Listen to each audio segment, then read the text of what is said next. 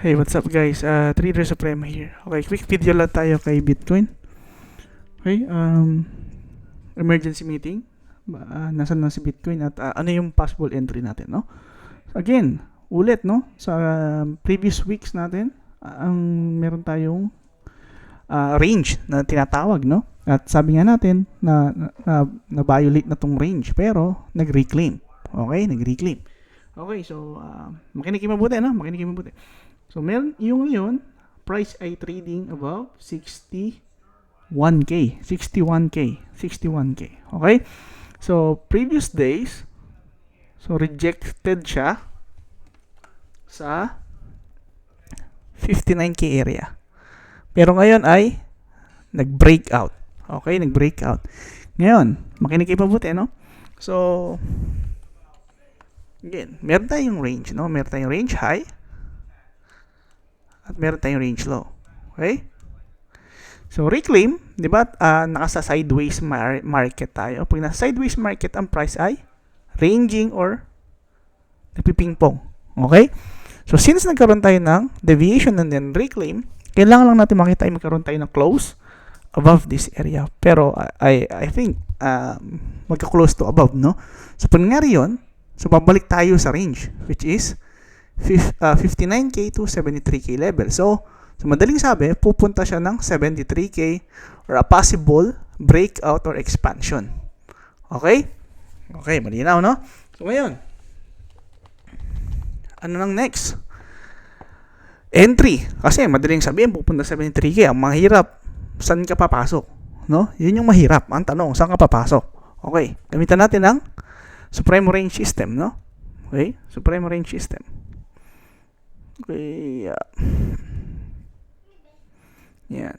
Okay, so recap tayo ng ano. Recap tayo doon sa last week na video natin, no? Para alam nyo yung sinabi ko last week. Recap tayo, no? Okay, so malinaw na malinaw gamit yung Supremo Range System. Malinaw na malinaw, ano? So, meron kang makikitang liquidity area dito. Okay? So, be careful. Pero, tandaan nyo, nagkaroon tayo ng breakout above 59K. Okay, so dalawang senaryo. Kung maalala mo, ang sabi ko, hindi natin makakontrol yung market. Ang makakontrol lang natin, yung kapag nakita natin yung ganitong klase ng price action, makaka-react ka. Okay?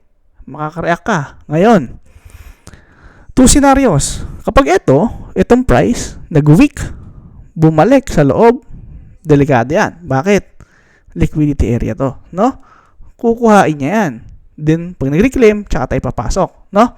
So, yan yung first scenario. Pero, hindi natin masasabi na ganyan gagawin. Kaya, sabi ko, second scenario, ito ay range low.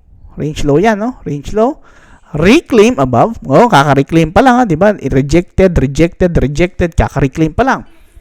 Pag nag-reclaim, kailangan yung price mag-bounce above dito.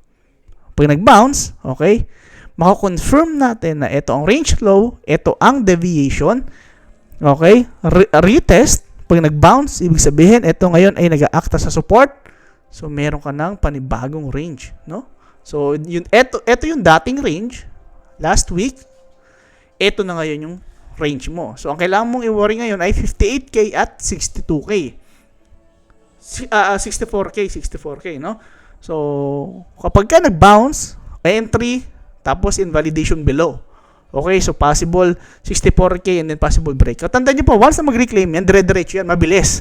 Bakit? Liquidity area to. No? So, mabilis yan. Magsisi-outan ngayon yan. Pag nagsi-outan yan, mabilis yung angat. Okay, tandaan yan. Kaya ako nagpa-emergency meeting, no? Kasi kailangan yung mapasukan yan. Sayang, no? Okay? Be careful, no? Kaka-reclaim pa lang. Okay? So, ingat sa breakout. Ang kailangan mag-bounce dito. Kailangan magkaroon tayo ng bounce sa area na yan, no? Kailangan yan, necessary yan. Kasi kapag hindi nag-bounce dyan, possible fake out and then reclaim. Tandaan nyo, magnet to, no? Kapag ka nag-reclaim. Pero kung hindi mag-reclaim dito sa baba, diretso yan. Kasi ito yung range ngayon yan. Okay? Malinaw. Malinaw. O, para sa mga hindi pa makakuha. Again, ang range natin nitong mga nakaraang araw, ito. Kasi nagkaroon tayo ng breakout. Ngayon, nung umangat yung price, naghanap lang siya ng resistance. Ngayon, nagkaroon na tayo ng breakout. Ngayon, dalawang scenario. Again, okay, tandaan nyo po, pera tong mga to ha. Pag to nag-reclaim below, possible, dumugo yan papunta sa baba, no? Pero, kapag yan nag-bounce dito, sa area ng 58K, dire-diretso na yan to 73K. Bakit? Tandaan nyo po, pera to. Lahat yan po ay liquidity levels. Kapag yan, nasagasaan, magpupush yung price pataas. No? Okay? So, malinaw. So, ang mangyayari niyan, parang head and shoulder. Ito yung, hindi ko alam kung ang tawag yan. Tapos, ito yung head and shoulder. No? Pero sa konsepto ng Supremo Range, ito yung range low, ito yung deviation, ito yung reclaim. Kailangan magkaroon tayo ng confirmation na ito ay acting as a support, no? So malinaw yung structure, yung model. Okay, so malinaw, So again, kaka-breakout pa lang, ito yung resistance, kaka-breakout pa lang.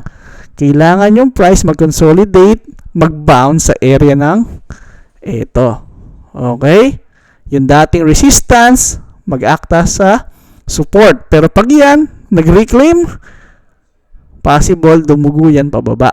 Okay? Malinaw? So, bantayan nyo mabuti, So, yun lang. God bless.